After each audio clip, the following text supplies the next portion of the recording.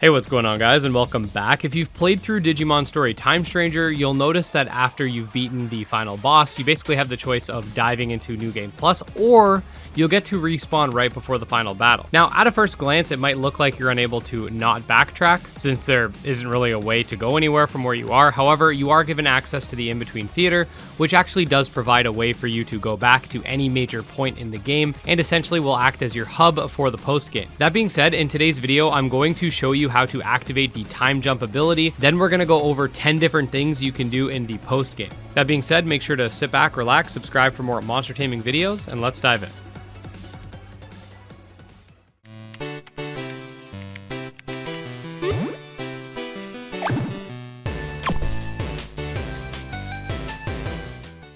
Okay, so in order to unlock the time jump, there's a quest that is activated that will allow you to travel to the room where the 3 overseers of the digital world are chilling. After you speak to them, you'll be given the time jump, which will be shown when you exit the in-between theater and will provide you with a list of a bunch of different locations spanning across the 2 major timelines present within the game. You're also going to get a bunch of new side quests as you travel back to different places, so that's sort of where we'll start.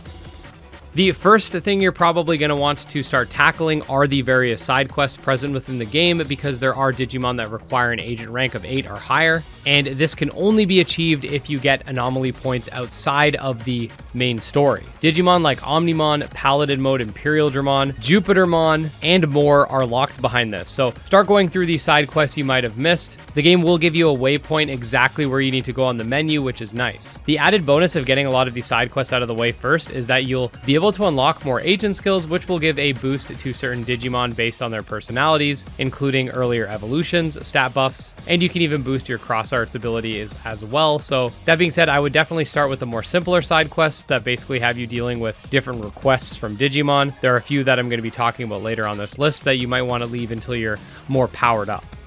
So our second thing on the list are the outer dungeons. Scattered throughout the game, there are secret dungeons called outer dungeons, each of which have their own unique challenges for the player to overcome. These are actually quite fun and come with them different mini games, like one where you've got to defend stacks of meat from a horde of Digimon. There's a racing game, a survival one, and more. You'll also get the task of defeating some mega bosses by Mirai, which will add to this as well. Every time you complete one of the outer dungeons, you'll get a free Digimon, and if you defeat it within certain parameters, you'll be given an extra reward as well.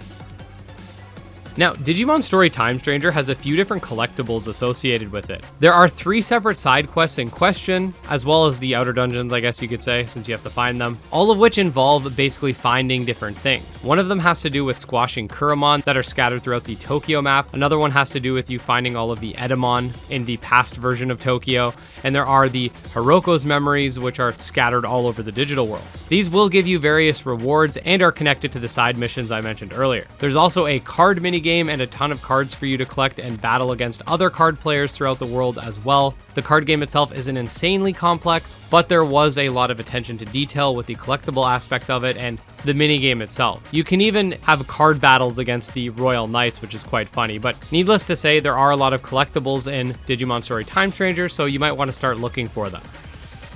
Speaking of which, for number 4, there are actually some really cool post-game quests, one of which involves a myriad of side quests, all dedicated to the Royal Knights, which, if you don't know, played a major role in Digimon Story Cyber Sleuth and Hacker's Memory, and are probably the most iconic major group of Digimon. They're major players in Digimon Adventure. Most of the Digimon games have them, and since you've already beaten the game by this point, you'll probably know even played a role in the final boss battle, albeit to a small extent. That being said, King Drazel, the overseer of that digital world, will have a quest for you to essentially get them to assemble atop Central Tower. Activating this quest in the in-between theater will open up a bunch of different Royal Knight related quests, allowing for you to eventually battle every single one of them, which is a lot of fun. And like I said earlier, you can actually have card battles against them too once they're atop the tower. Assembling them also allows for a battle against Alphamon as well, and they can all be rematched over and over and over again. The other overseer for the 3rd digital world also has a quest for you involving Susanomon, so make sure to do that as well. Similarly, the Olympus 12 have a gauntlet of sorts where you can battle all of them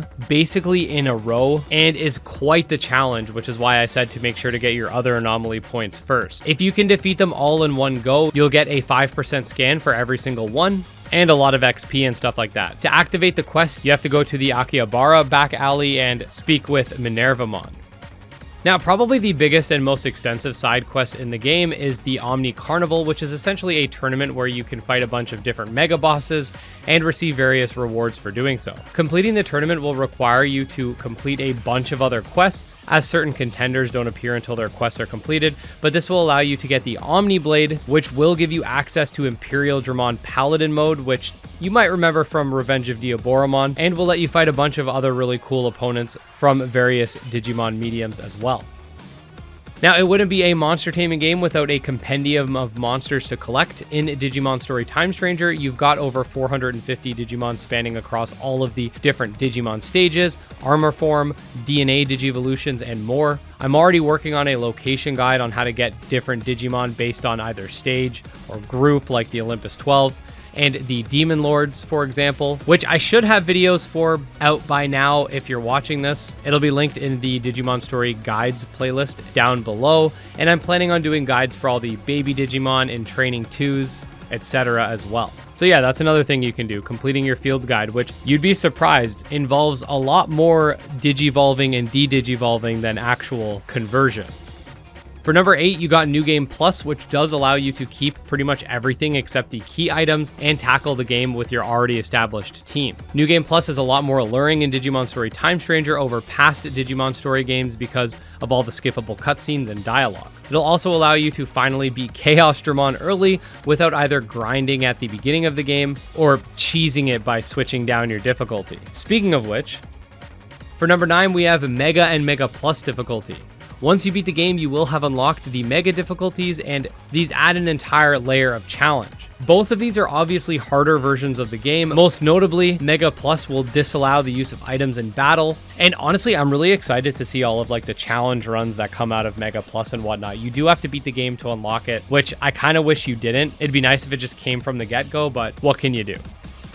And finally, last but not least, this is a monster taming game not on the Switch. So you achievement and trophy hunters can achieve a platinum trophy by basically 100%ing everything in the game and doing some other challenges like using the Digifarm X amount of times and all that fun trophy stuff. It honestly boggles my mind that the Switch still doesn't have some sort of achievement feature because, at least for me, I used to platinum trophy a lot of video games. I've platinumed all 3 Dark Souls games, Bloodborne, Sekiro, the Crash Bandicoot trilogy, the Uncharted games. I think I got like 30 platinum trophies or something like that. And it's really cool because you get like a sense of progression between every game you've played. But yeah, it's really nice for those that haven't really played any of the recent monster taming games that are not on Switch to finally have some trophy hunting to do. So that's your number 10.